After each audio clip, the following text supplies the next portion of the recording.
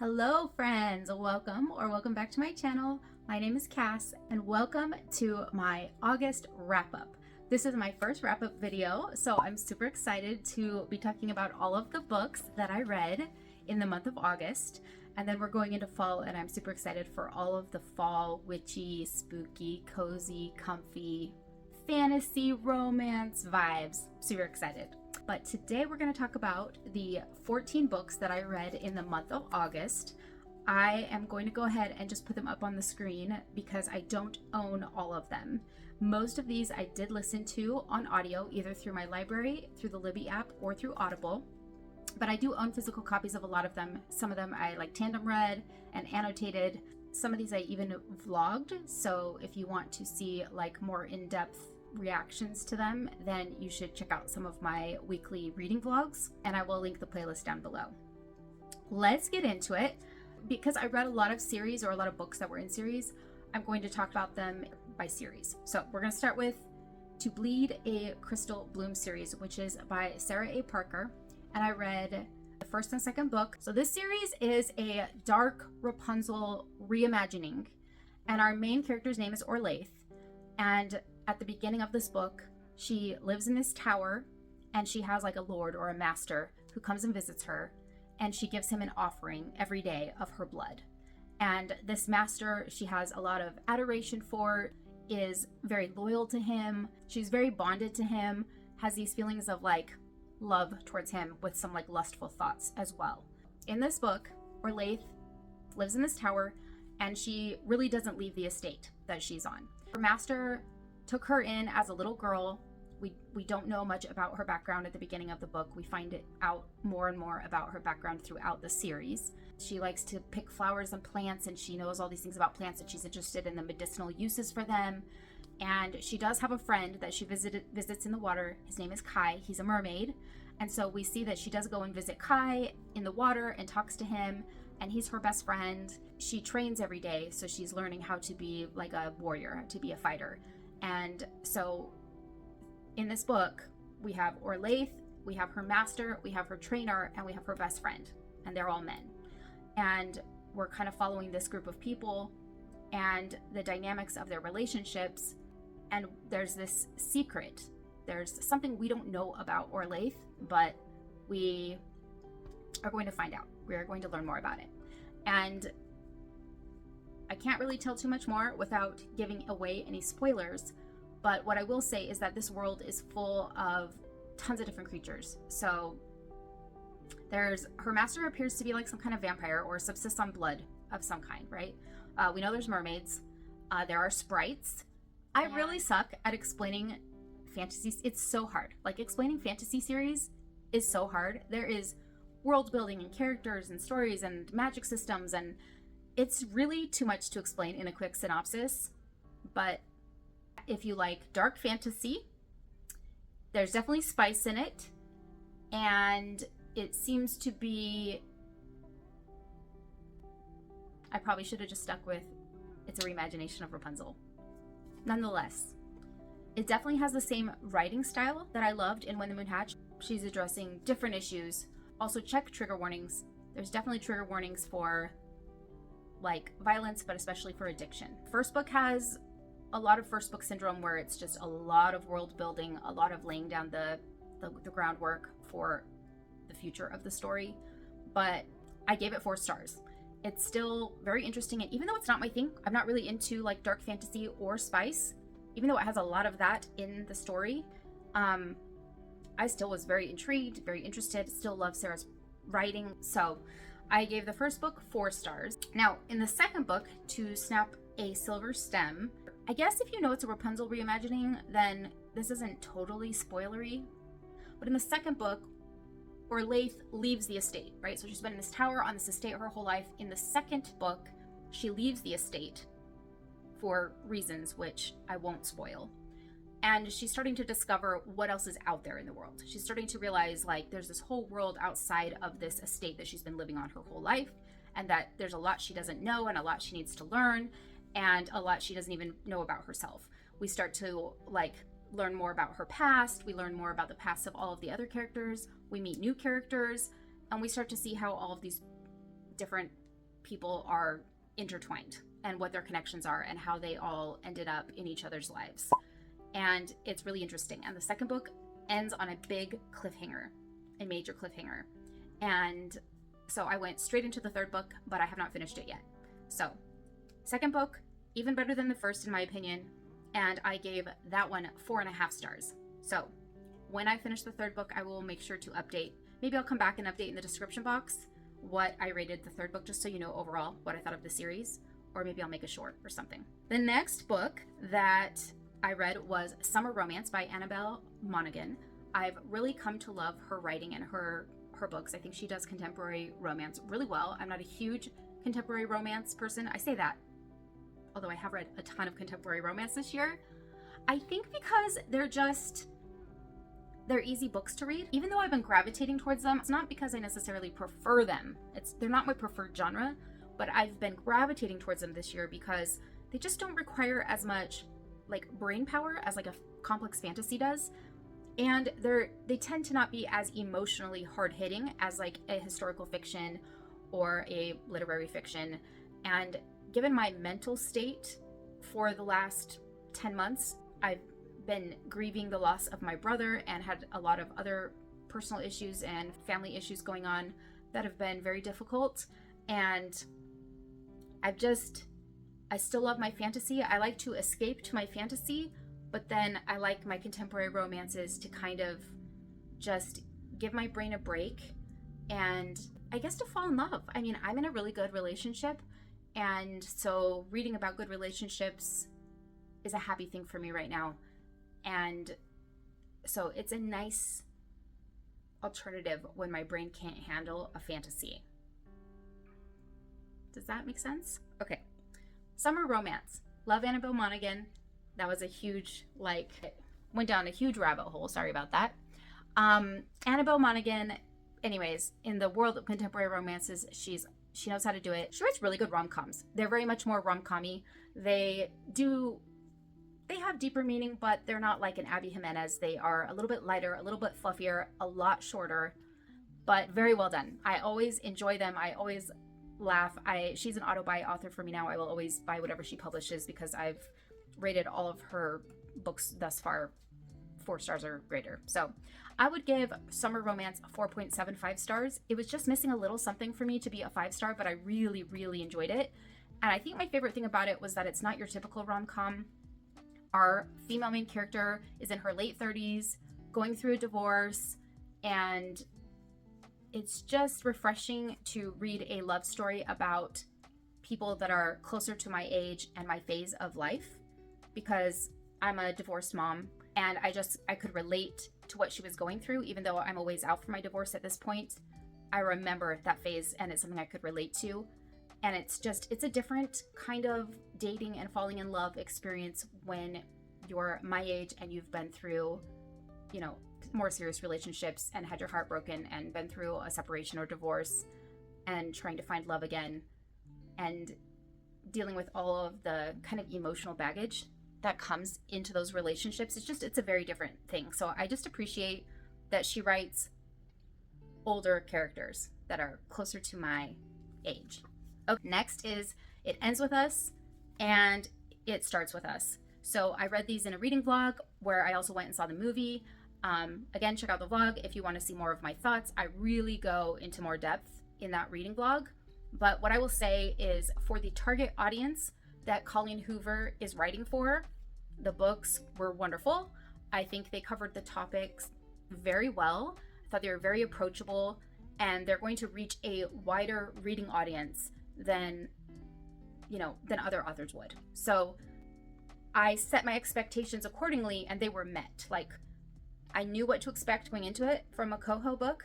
I listen, I'm in this space. I hear all of the feedback. I hear all of the comments, and it met my expectations. And so my ratings are based on appropriate expectations going into it. What I really appreciated was the way that she covered the subject matter. I thought it was done very well. I thought it was done very respectfully, very realistically, and was very empowering. And so I rated It Ends With Us 4 stars because there were some plot holes that kind of bothered me.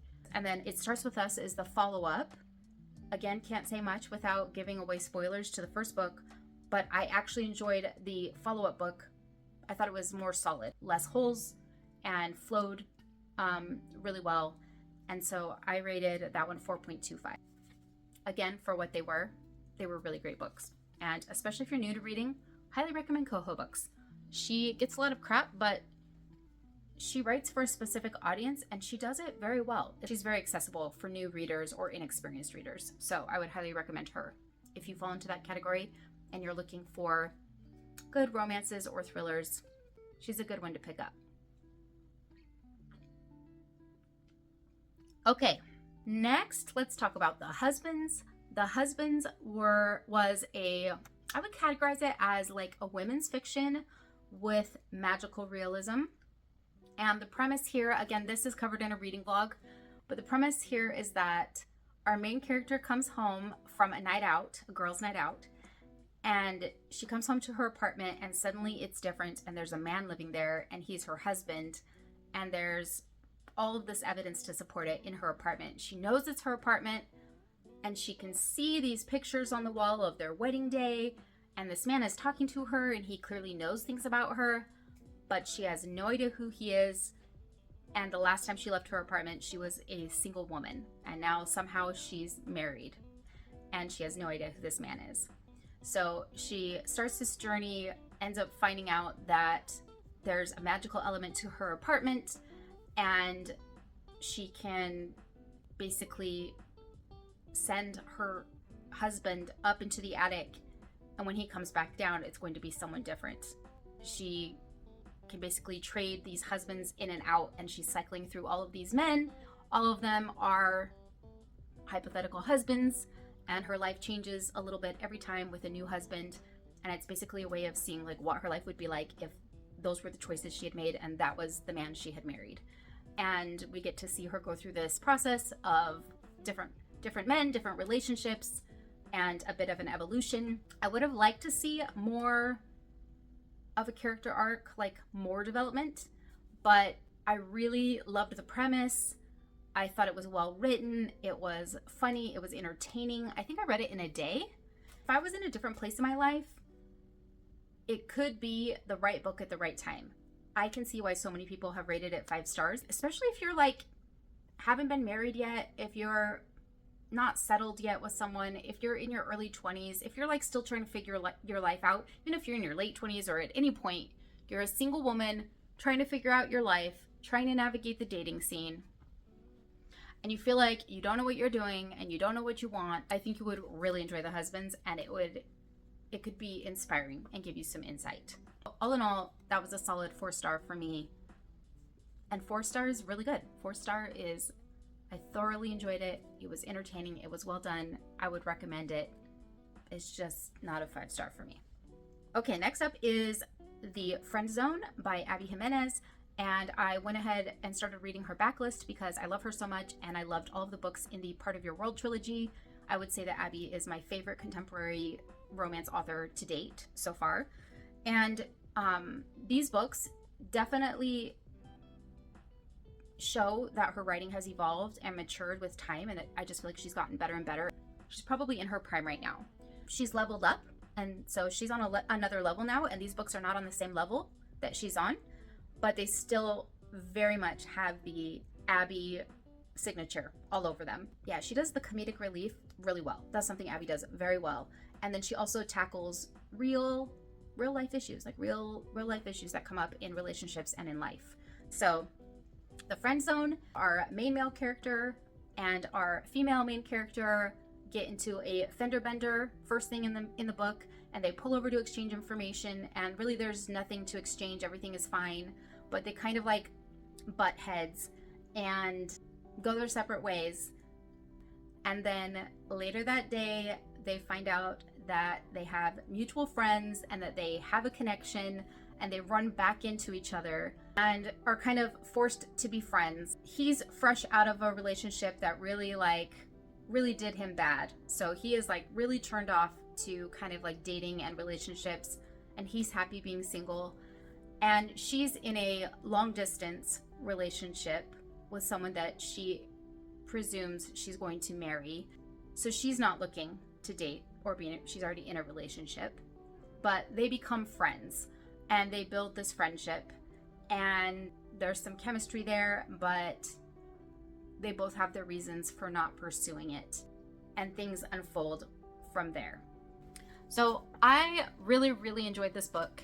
Again, I read this one in a vlog, so if you want to hear a little more, you can go watch that vlog. But what I'll say is that the first like 40% of the book, it seemed very kind of like cookie cutter rom-com. And I was like, oh, this is fun. It's light and fluffy, but like, it's definitely not going to be like her other books. And it's definitely not as good as her other books. And you know, I don't know, it was like trending to be like a 3-star. But then about 40-50% of the way through, things pick up. There is major plot twists. There are so many things that happen, and it's more of the Abby that I'm used to reading. It got so good. It got so good. So probably the only reason this wasn't a 5-star for me was because that first half was really slow to pick up. But it was totally worth it. I would highly recommend it. Just know that the first like half of the book, you're going to be like, well, this is just fine. It's fine. And then the second half of the book is going to change everything for you. Initially, I gave this book a 4.25, but it's been a few weeks now since I finished it, and I have thought about it a lot. I've thought about that book a lot. It really got under my skin more than I thought, and so I have upped the rating to 4.5. Still not a 5-star because, you know, like I said, that first half, but it was really good. I'll give it a 4.5.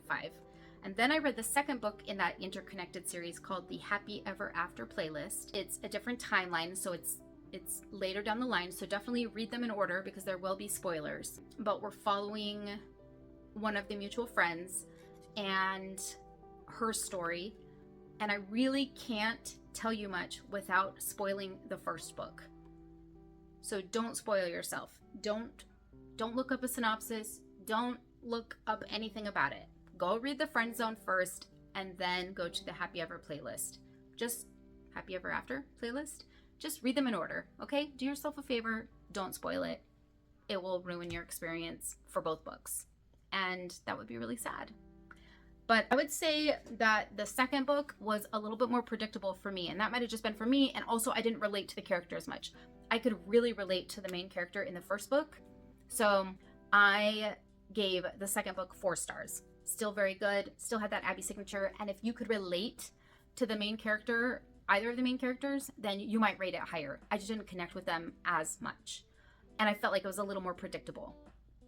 But I still really enjoyed it. Enter was phenomenal, 10 out of 10, and it was still like a meaningful story. Like it still had, it wasn't like just a fluffy rom-com. It still had that Abby, deeper subject matter to it. The third book I'm waiting on, so I will be reading that sometime soon, whenever my hold comes in. Next, I read Caught Up by Liz Tom Ford, and I just had FOMO. Everyone was talking about her books, and I had FOMO, and it really surprised me. It really surprised me. I really enjoy her books. There's a lot more spice in them than I'm used to reading, but I think they're well done. I don't personally need the spice, but the way she does it works for me. It does not hurt the book. I would say the first book, it hurt it a little bit for me. I didn't love the spice in the first book, but second and third books, it was great. So I really enjoyed The Right Move, and then I read Caught Up, and I've enjoyed them. Like, none of them are 5 stars for me, but they're all 4.5 stars. They're good reads. They're great reads. They are deeper than like an Annabelle Monaghan book, and deeper than like Emily Henry, but they are a lot more heavy on the romance and spice than like Abby Jimenez.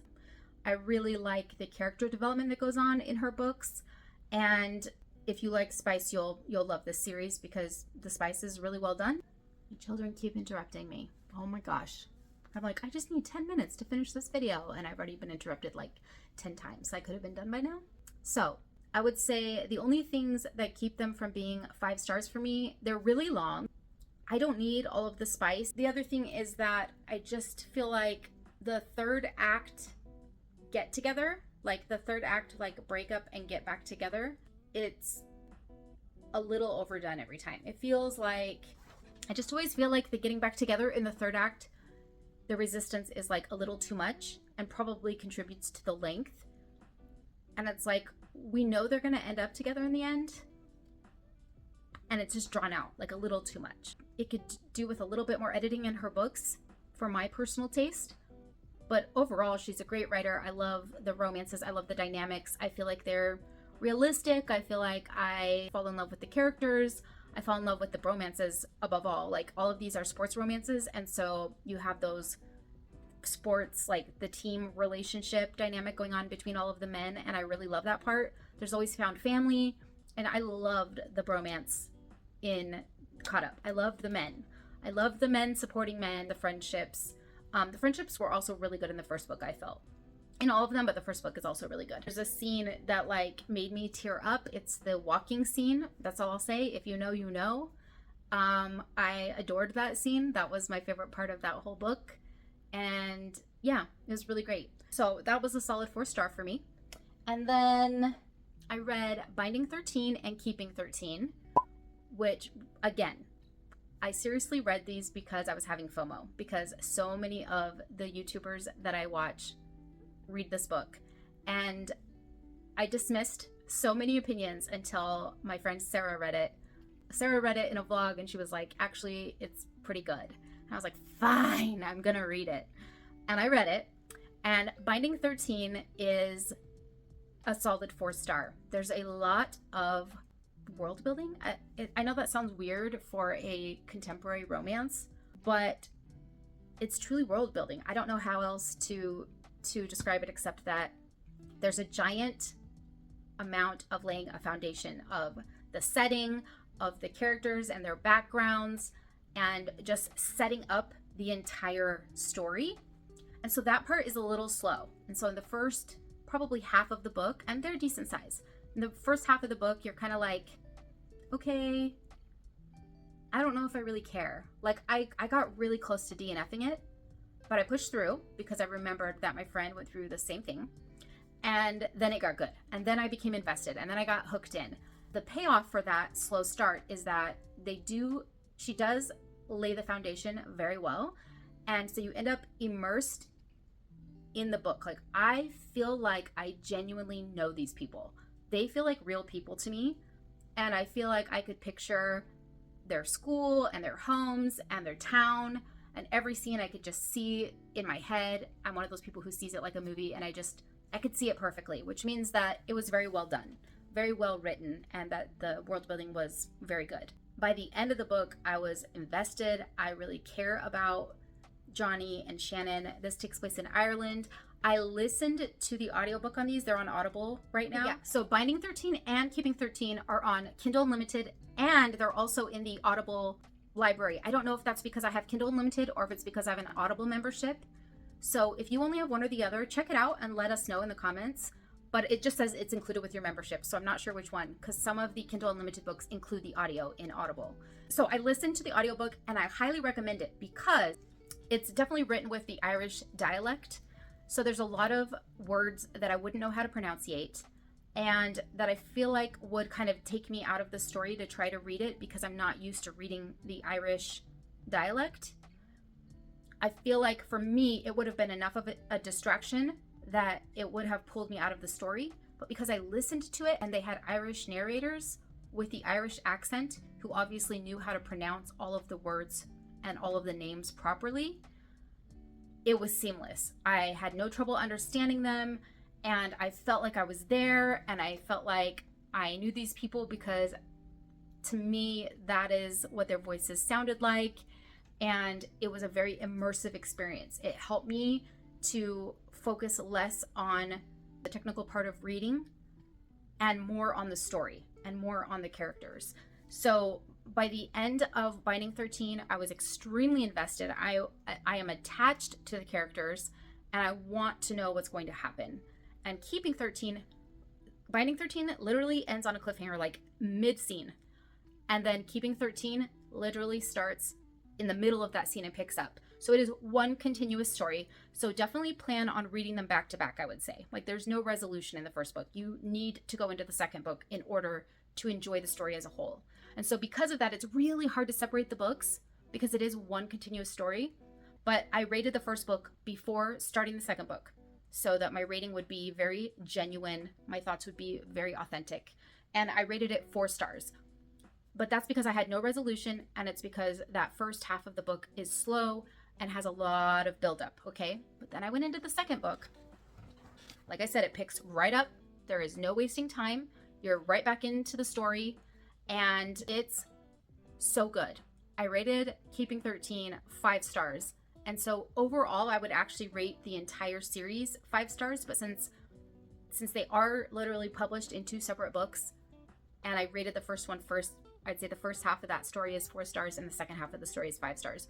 But if it was one continuous book, like published all together, and I never stopped, and I never had to stop and rate like the first half, it probably would have ended up just being a 5-star book for me, because the second book makes the first book completely worth it, in my opinion. I think that this series is not talked about or marketed properly. I think it's marketed as a YA romance, and it's definitely YA because it's kids in high school, and it's definitely like the coming of age, new romance, teenage love, teenager problems. But it is so much bigger than that. It is so much deeper than that. And I actually think it leans more towards general fiction than romance, even though we are really focusing on those 2 main characters and their relationship. But there's so much going on around it, and there's so many other characters that you care about, and so many other subplots happening that are heavily focused on, that I actually would consider this to lean more towards the fiction genre. So if YA romance has thrown you off from reading that series, forget about that preconceived notion and go into it with an open mind. Adjust your expectations. Know that you really have to read both books to get the entire story, and that it's not a fluffy romance. It's not a fluffy romance at all. It covers very deep topics, and definitely check the trigger warnings. Absolutely. But it resonated with me so much. It's something that I could relate to, my teenage self could relate to. And I definitely recommend the series. I definitely recommend it, and I'm going to be picking up the next book, which is the next interconnected storyline. Okay.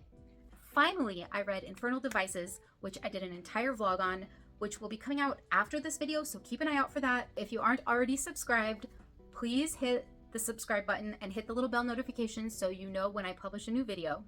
And that vlog should be coming out this weekend. But I read the first, the 3 books in the Infernal Devices by Cassandra Clare, which is The Clockwork Angel, The Clockwork Prince, and The Clockwork Princess. And I absolutely loved my experience and can't wait to share the vlog with you guys. If you haven't already read a Cassandra Clare book, this takes place in the Shadowhunter world. We have fae, we have vampires, we have demons, and we have Nephilim, which are part human, part angel, who fight. They're the Shadowhunters, they fight demons. And we're following this group of people who live at an institute where they're learning how to become shadow hunters, and they're training, and they are there to basically protect the world from demons. There's a love triangle. It takes place in Victorian times in London, and the setting is just fantastic. And Cassandra Clare writes in a way where the words just fall off the page and you are in the story. You're not paying so much attention to what you're reading as you are to what's happening and to the characters. And yeah, it's a great experience. So I can't talk about the books too much without giving away spoilers, but what I will say is that there is a love triangle, and the love triangle is perfection. It was better than anything I could imagine. Didn't think a love triangle could turn out this way.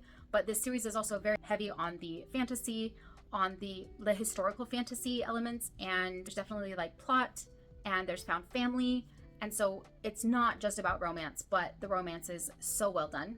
It is YA, so there's no spice. It's clean, it's so enjoyable, and yeah, I just loved it. So I rated The Clockwork Angel 4 stars, again, because a lot of groundwork, a lot of world building, and it was great, but you're not quite as invested. Like I I didn't get hooked till further in, and I'm still getting to know all the characters and all of that. So, there were also a few things.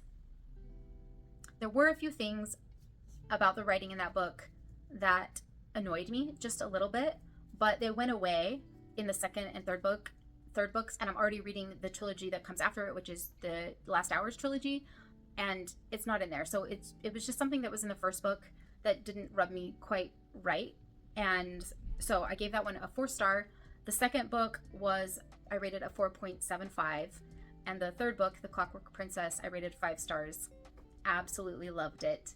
And like I said, I'm reading Chain of Gold right now. I'm in the middle of Chain of Gold, and I'm loving it. Definitely check out the vlog if you want to see more about the Infernal Devices trilogy, and I will go into more detail there. I will link all of my reading vlogs below that I referenced in this video. I have a playlist so you can go through and you can find the one you're looking for. All in all, I read a total of 14 books / listened to them, and 5 of them were fantasy, 8 were contemporary romances. So the girl who says that she doesn't love contemporary romance read 8 contemporary romance in the month of August. Okay, but don't get used to that, because that's not going to stick around. That was just like a summer, August, I don't know, it was an anomaly. Okay, that's not my normal, but I had a great time. And then I had one book that was like general fiction, women's fiction with the magical realism, and that was The Husbands. So I had a great time. I had 2 5-star books, and all the rest of my books were 4 to 4.75 stars. So all in all, August was a fantastic reading month. Read so many good books. I had so much fun, and I can't wait to get into my autumn TBR now. And I already put out one recommendation video for witchy books. So if you're looking for witchy book recommendations, I will link that down below as well. And there will be a follow-up video on that one with even more recommendations. So stay tuned for that. Thanks so much for being here. Love you guys. Hope you have a fabulous day or night wherever you are, and I'll see you in the next one.